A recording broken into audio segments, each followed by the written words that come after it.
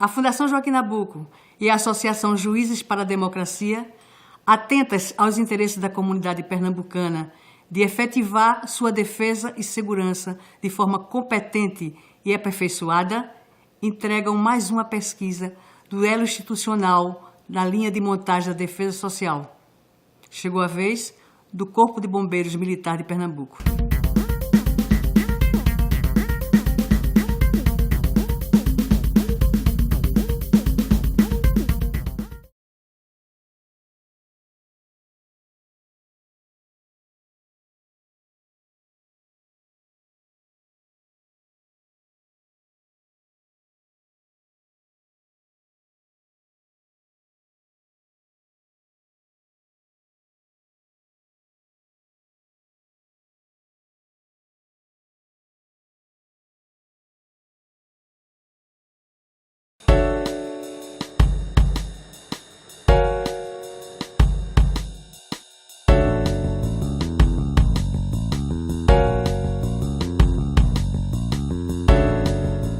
Nós temos desenvolvido nos nossos sentimentos, nas nossas corporações, um espírito muito grande de solidariedade e o espírito também humanitário.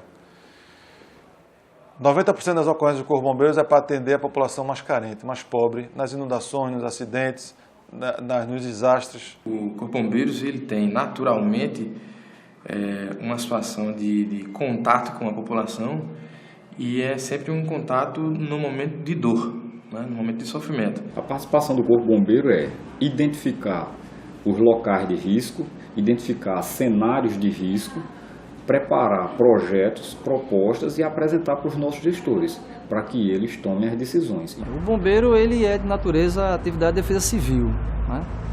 Apesar disso, o enfrentamento aos crimes, né, nós atuamos principalmente no momento do pacto com ações após o fato. Então, ocorrendo um tipo de violência, então o bombeiro tem prestado apoio, a gente tem registrado isso. Uma rebelião no presídio, né? É uma ação policial, mas existem ações que o Corpo de Bombeiros também atua numa situação dessa, né? Por quê? Porque na rebelião pode ser o quê? Ter incêndio, né? Ser ateado de fogo, né? Nas alas, nos pavilhões. Então, é necessária a atuação do bombeiro? É necessário, né? A parte do atendimento pré-hospitalar, pode alguém se machucar? Pode.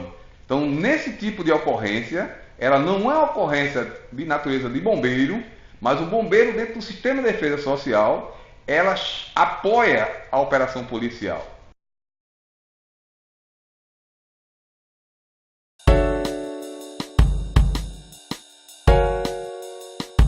Nós atuamos principalmente em contenção de vazamento de gás de cozinha, que temos aí minimamente 3 ocorrências diárias, considerando toda a região metropolitana, excetuando o Recife.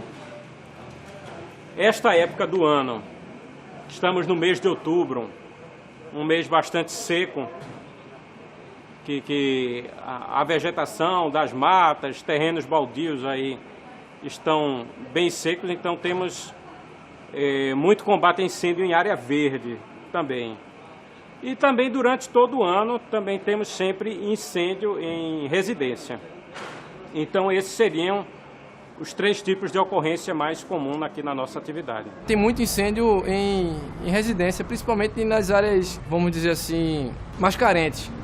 Porque existem muitas instalações incorretas e com isso gera muito curto-circuito na área. Você num veículo de combate a incêndio, você tem um motorista do carro, logicamente. Esse motorista ele tem uma condição específica, ele não é só motorista, ele recebe um treinamento para dirigir o veículo, recebe um treinamento para saber como posicionar o veículo, existe uma série de requisitos para ele saber como posicionar o veículo. E o mais importante, ele é o operador da bomba de incêndio. É isso? Ele que vai fazer a bomba funcionar, ele que vai saber quando vai desligar a bomba, ele que faz o reabaixamento do veículo. E tudo isso exige um certo conhecimento específico para você dirigir um carro desse porte. Nós temos uma dificuldade relacionada ao abastecimento de água. Então, a rede de hidrantes é uma rede antiga e não está bem distribuída nos centros urbanos. Então, uma das dificuldades seria essa daí. E também a própria questão do tempo-resposta. Então, o tempo, relembrando o conceito de tempo-resposta, quer dizer, o deslocamento desde o aviso até a chegada ao local da ocorrência. Então, a ocorrência no momento do aviso, ela já tinha iniciado. Se o tempo-resposta demora, então há uma tendência à evolução da situação, quer dizer, evolução no sentido negativo, quer dizer, agravamento da situação da ocorrência. Então, isso é um dos grandes problemas nossos. Você tem o motorista, tem o comandante daquele grupo de militares que vão estar nesse veículo, que normalmente é um sargento ou um cabo, não é? Que é essa pessoa que vai supervisionar esse motorista de forma...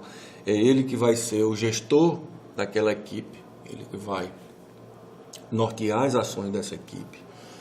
É ele que vai ser o link entre o Centro de Comando Operacional, que é o CIODES, não é? Se necessitar de um apoio, ele que vai analisar a situação, ele é o comandante, e vai dizer se necessita de apoio, se necessita de mais viaturas, é ele que vai ver a dimensão da ocorrência, né? Então você tem o motorista, você tem o graduado, que é o comandante, e você tem, para cada mangueira de incêndio, estou falando assim bem para vocês, que cada linha de combate a incêndio, para cada mangueira que você vai ter o esguicho, para cada linha daquela você tem uma dupla de bombeiros. Então vamos lá fazer as contas, né? Você tem o motorista, o comandante, não é isso? E 2 duplas. Então são 6 homens por veículo.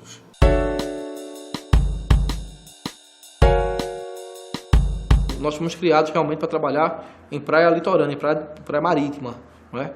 Mas de forma eventual, comumente a gente é chamado para um apoio em enchente, por exemplo, ou então apoio em grandes eventos, por exemplo, campeonatos mundiais de surf no Fernando de Noronha, uma operação de mergulho de difícil acesso ou muito prolongada, mesmo na região não só da região da Zona da Mata, mas Agreste e Sertão.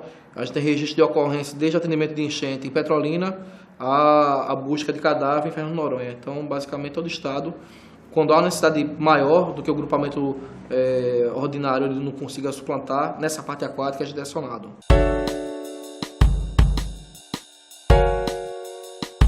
Na verdade, o salvamento não é só terrestre, a gente também atua na água, né? Toda a água interna, ou seja, rios, lagos, açudes, é responsabilidade desse grupamento também. A parte de salvamento inclui, obviamente, então, o salvamento no chão, terrestre, propriamente dito, e o salvamento vertical, o salvamento em alturas, visto que a gente também tem muita demanda desse tipo. Esse serviço, ele tem diversas especialidades. Então, a gente responde pelo atendimento em acidentes rodoviários, viários de uma maneira geral, então, com transporte público e particular, também com acidentes aeroviários, com acidentes de metrô, bem, enfim. Também com a resposta nas ocorrências com colapso estrutural, então, edificações que eventualmente venham a ser colididas, demolidas, elas, se houver necessidade de emergência, a nossa equipe atua. Nós também respondemos por todo o processo de resposta em produtos perigosos. Então, a capital pernambucana, mas de uma maneira mais genérica, a região metropolitana do Recife tem muito produto perigoso circulando em vista de SWAP, em vista dos portos que nós temos. E isso daí precisa de uma equipe que tenha capacitação, equipamentos para, em vista da emergência, poder dar uma resposta apropriada. Também temos emergências com pessoas, então, de maneira geral, presas em ambientes fechados, ambientes confinados. A resposta mais conhecida, né, que é o de incêndio. Então, a parte de incêndio tem também a intervenção de salvamento, que nossa equipe não está preocupada em efetivamente extinguir o incêndio, mas localizar e remover dali qualquer pessoa que estiver confinada, que estiver presa.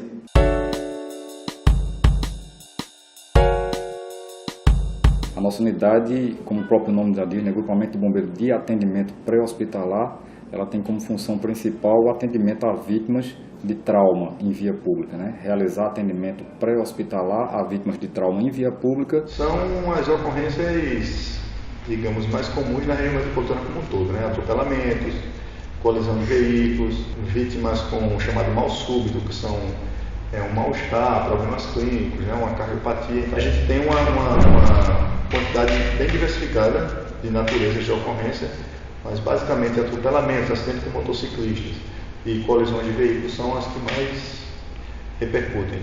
Diante desse trânsito caótico que nós vivemos, o serviço sobre motos, sobre motocicletas, ele tem um diferencial qualitativo muito grande, uma vez que uma vítima que se encontra em via pública, ela precisa de um socorro com a maior brevidade possível. E com a inserção nossa no programa do Pacto pela Vida do Governo do Estado, o atendimento a vítimas de crime violento intencional.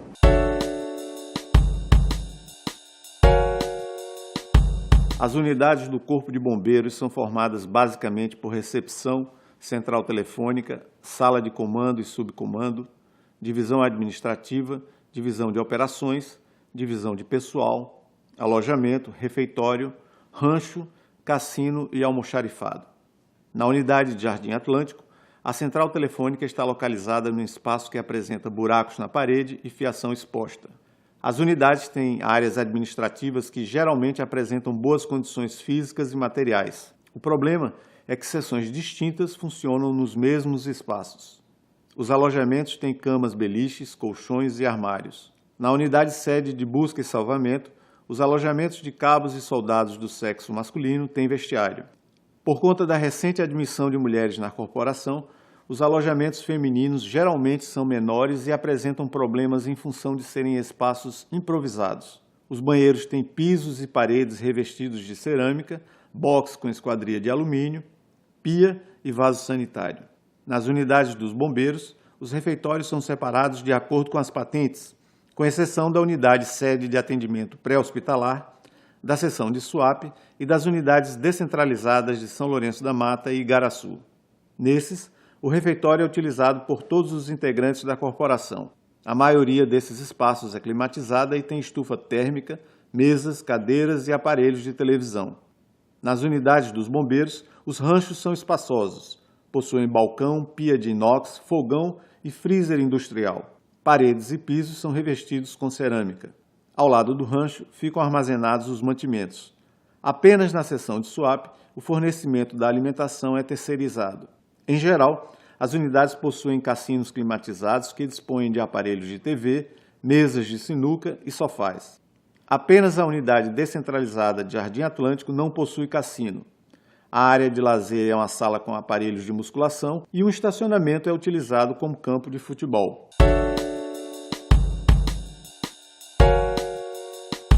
Um bombeiro, ele só é bombeiro por causa dos equipamentos que ele utiliza, que ele carrega. E, portanto, o carro também tem que ser o primeiro equipamento da gente, que leve com segurança, que leve todos os equipamentos que a gente precisa e que suporte andar em todos os terrenos, né? Porque a nossa cidade ela é múltipla de espaços, então você tem lama, você tem asfalto, o carro tem que andar em todos os lugares e rápido para poder dar resposta a essas emergências. Nós utilizamos o capacete galê, que é o capacete de incêndio, balaclava, que é uma capa que protege a cabeça contra um incêndio, capa de incêndio, calça de incêndio, bota de incêndio e também luva de incêndio. Esse é o equipamento individual, onde cada combatente utiliza durante o dia de serviço.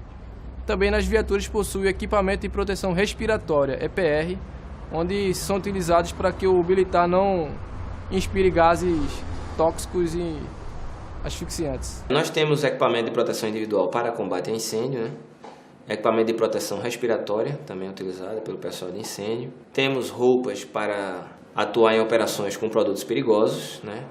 Equipamentos de proteção para produtos perigosos, isso mais o pessoal de incêndio também. O pessoal de atendimento pré-hospitalar possui os equipamentos básicos, né, de proteção individual, luvas, óculos, máscaras. E o pessoal de salvamento também possui esses equipamentos específicos, capacetes, né, coletes, que eles também, em períodos de enchentes, inundações, eles também trabalham com algum tipo de salvamento aquático, né? Não o específico, como é o caso do grupamento de bombeiros marítimos, mas para travessia de pessoas em áreas inundadas, esse material a gente tem também. O outro risco que a gente tem aqui na parte de EPI é a questão do tubarão, né? E aqui nosso pessoal ele recebe, foi feita uma compra recente aí, a gente tem um Shark Shield, né? Que é um repelente eletromagnético de tubarão. Como proteção individual é utilizado, além do uniforme normal, luva, máscara e óculos, capacetes, né? Isso é o padrão. Mas para o atendimento às vítimas, nós utilizamos predominantemente equipamentos de imobilização. São pranchas longas, são colares cervicais, são coletes de imobilização dorsal, além de material para fazer o atendimento de imobilização de membros. Então são talas de papelão, são faixas de crepe, além disso gás e soro fisiológico para executar um curativo básico, né, para fazer o transporte. E nós atendemos também nós fazemos também ocorrências de assistência ao parto. Então nós temos kits específicos para fazer assistência ao parto. Agora, uma ferramenta muito importante no nosso trabalho são os alicates hidráulicos. Né, são ferramentas hidráulicas para remover vítima das ferragens. Na verdade, nós removemos as ferragens das vítimas. Né? Não conheço outro estado no Brasil que pague protetor solar. A gente paga e faz de tudo para que não deixe de faltar. Por que a gente faz isso? Porque nosso equipamento ele já é bastante antigo e nosso trabalho é o ano todo. Fez sol, tem sol, né? E a gente já viu muito caso aqui de pessoas que foram encaminhadas mesmo por questão de início de câncer de pele. Algumas pessoas foram afastadas aqui do serviço, uma pele muito clara em relação a isso.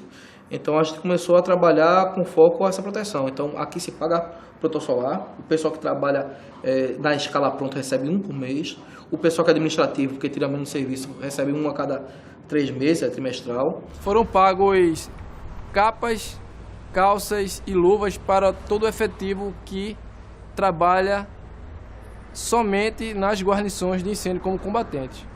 Porém, não foram pagos para todos os militares, como também não foram pagos capacetes individuais. Os capacetes eles são do efetivo de serviço do dia.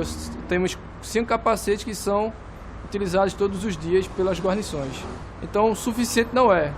Nós fazemos adaptações para que todo militar, durante o seu serviço, trabalhe com o equipamento.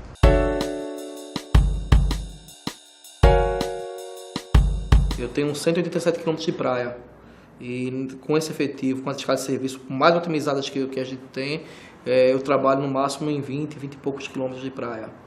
E muitas vezes existem demandas justas de outros locais que eu tenho que tirar um posto para colocar em outro local. As maiores dificuldades encontradas atualmente, a distância da unidade central do bombeiro, né?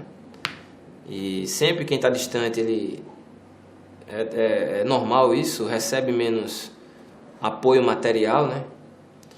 E também a questão de algumas viaturas nossas que estão já com o tempo de uso já um pouco vencido, né?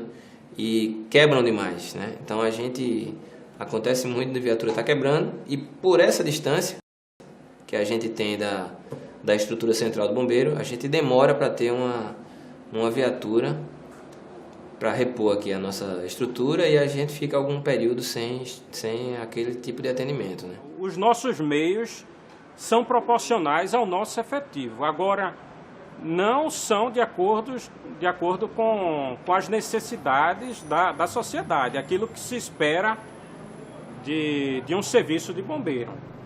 E nós poderíamos fazer 2 avaliações aí. Uma é que poderíamos ter guarnições em todos os quartéis do Corpo de Bombeiros da região metropolitana, como eu falei, que é a área de atuação nossa, excetuando o Recife. Então, em todas elas deveríamos ter viaturas. Então, atualmente não temos, por exemplo, no GBSAT, nem no Centro de Ensino Metropolitano. E deveríamos ter uma viatura para termos um tempo-resposta minimamente satisfatório. Itamaracá a gente auxilia lá o pessoal, mas é só final de semana. Isso é um exemplo. Porto de Galinhas também se auxilia lá no final de semana.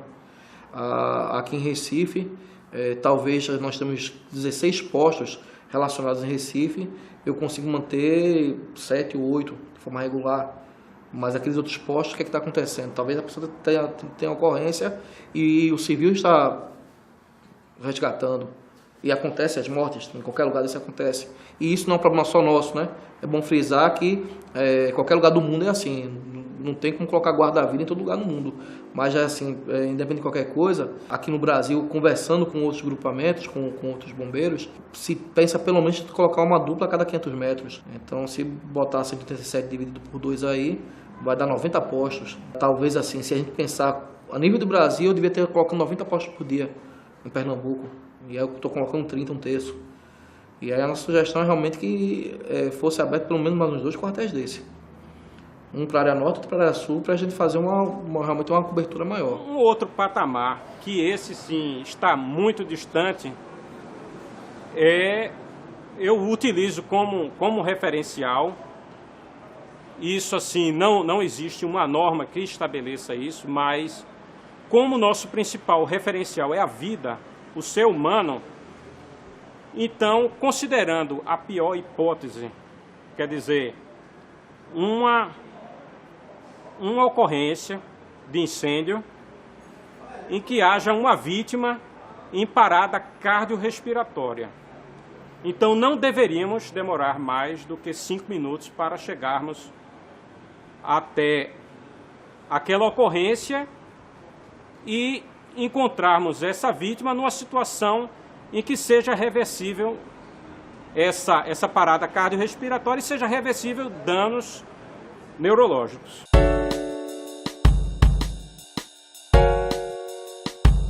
O Centro de Ensino Metropolitano 2, situado no Curado, é o local de treinamento dos bombeiros militares em todas as especialidades, embora o treinamento de combate a incêndio seja privilegiado.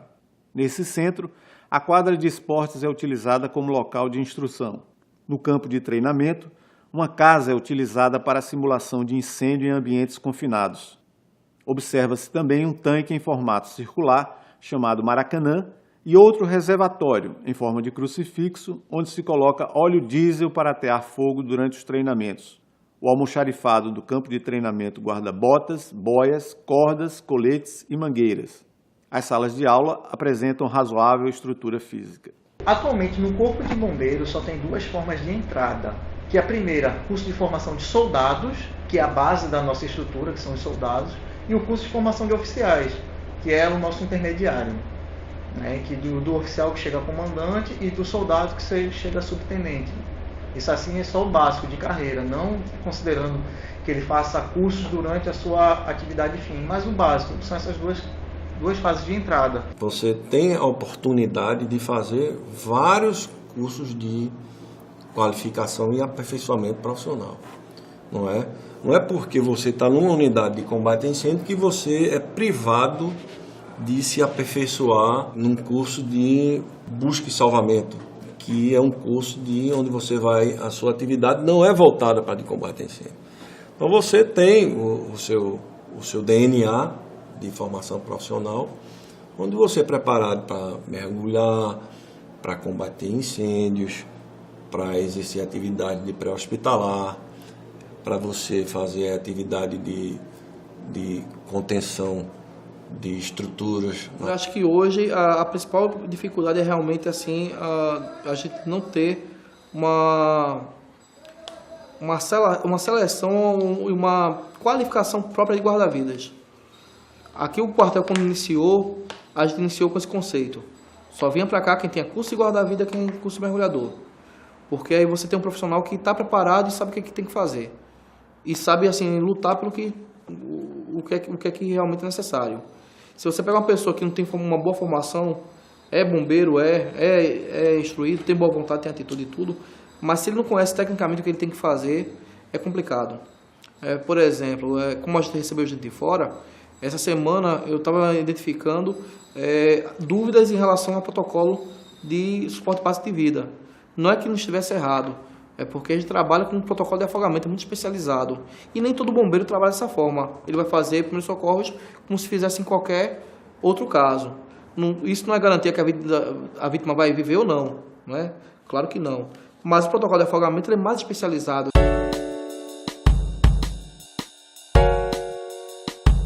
Eu sempre digo que a história do bombeiro no Brasil é uma história meio complicada. Porque eu posso ter bombeiro até paramilitar, mas não militar. Eu tenho bombeiros que têm farda, que têm disciplina e hierarquia, que têm gestão e que não é militar. A condição militar para a gente, culturalmente falando, ela pode ter um peso de disciplina e organização, mas talvez não de gestão. Às vezes até pode atrapalhar no processo, por algumas situações de ordem militar. O que nós precisamos ter é conhecimento, disciplina e hierarquia, sim, sempre, independente de ser militar, porque o que impera no bombeiro é o conhecimento. No nosso país, historicamente, né, nesses últimos anos, nessa última geração, é que nós estamos vendo aumentar a questão dos desastres naturais, a questão do aquecimento global. Então nós percebemos uma decisão política de aumentar essa estrutura. Eu posso dizer que o estado de Pernambuco, a nível de Nordeste, não é, nós somos referência. A nível do Brasil, existem alguns estados do Sudeste, como São Paulo, Rio de Janeiro, né, que realmente tem uma estrutura bem maior. Em compensação, também a quantidade de intervenções que eles têm que atuar também é muito maior do que acontece no nosso estado. Quem estrutura as organizações de bombeiros no Brasil é o poder executivo, é o Estado. Lógico que a população, por conta da tributação da taxa de bombeiros, ela também colabora, mas há uma diferença da evolução da instituição entre Estados Unidos, Europa, Ásia e Brasil. Lá eles não são militares, os bombeiros, por exemplo, em Portugal, eles são bombeiros comunitários, são bombeiros voluntários, são bombeiros profissionais que recebem salários, são bombeiros, os sapadores recebem salários, são os profissionais. Tem bombeiros voluntários que são meio voluntário e meio profissional porque recebem ajuda de custo. Porém, a população contribui voluntariamente com recursos. Na Argentina também, então, os bombeiros eles se sentem a população ela se sente mais dona do corpo de bombeiros. Aqui, ela gosta, ela tem uma simpatia, né, porque nós chegamos para salvar, nós chegamos para ajudar.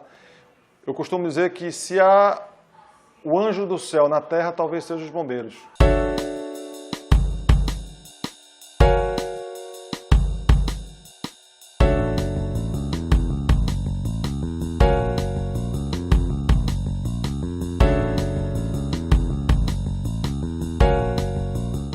Apesar que nós estamos aqui implantando motorresgate, mas isso aí responde basicamente ao GBAPH, seria um aumento do GBAPH. Então não corresponde ao segundo GI em si. Relativo à estrutura de pessoas, ou melhor, ao aumento ou diminuição de efetivo, talvez tenha até diminuído, né? Porque como o Pacto pela Vida, ele tem uma importância muito grande dentro do Estado, às vezes há necessidade de efetivo pré-hospitalar e puxam dos outros quartéis, né? Então tivemos uma perda muito grande de efetivo para outros quartéis e talvez, eu não sei informar a causa, mas talvez o pré-hospitalar tenha influenciado, né? Há uma tendência de que se resolva as coisas conforme a demanda pública, quer dizer, conforme a demanda da população.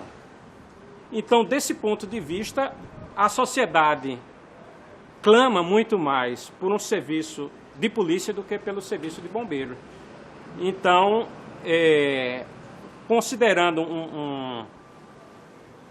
um princípio, uma doutrina econômica de que as necessidades e os desejos são ilimitados e os recursos são sempre escassos, na hora de traçar a curva de opção, então, entre escolher entre mais policiais, mais armamento para os policiais, mais viaturas para os policiais, ou atender às necessidades do bombeiro, há uma tendência natural que se atenda primeiramente às necessidades das polícias. Então, 3 semanas anteriores agora, a gente teve 3 mortes.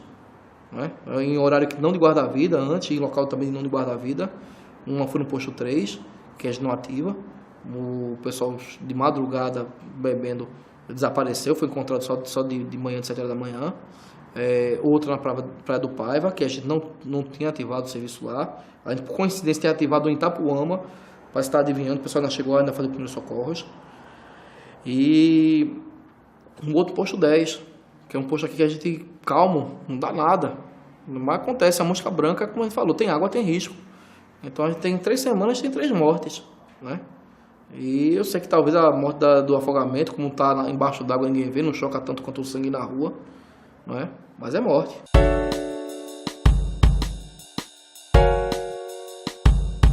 É urgente a necessidade de criar equipes médicas para atuar no atendimento pré-hospitalar. O grupamento tem ambulância equipada com UTI, subutilizada, porque só dispõe de um médico cedido pela Secretaria de Saúde do município 2 vezes por semana.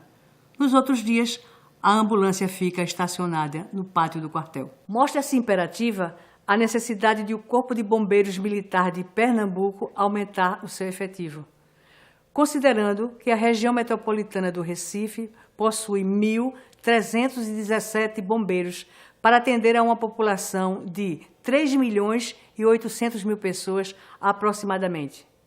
Neste caso, torna-se difícil atender a recomendação da ONU de existir um bombeiro para cada 1.000 habitantes nas cidades, o que faria o Corpo de Bombeiros Militar de Pernambuco aumentar 2/3 do seu contingente.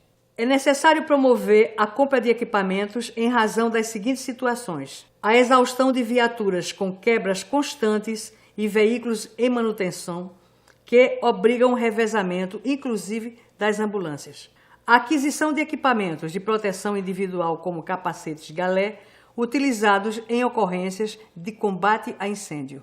A eficiência requerida ao órgão impõe promoção da descentralização, identificada como uma alternativa eficaz. A descentralização implica na criação de mais postos avançados e a colocação de determinadas especialidades em alguns agrupamentos.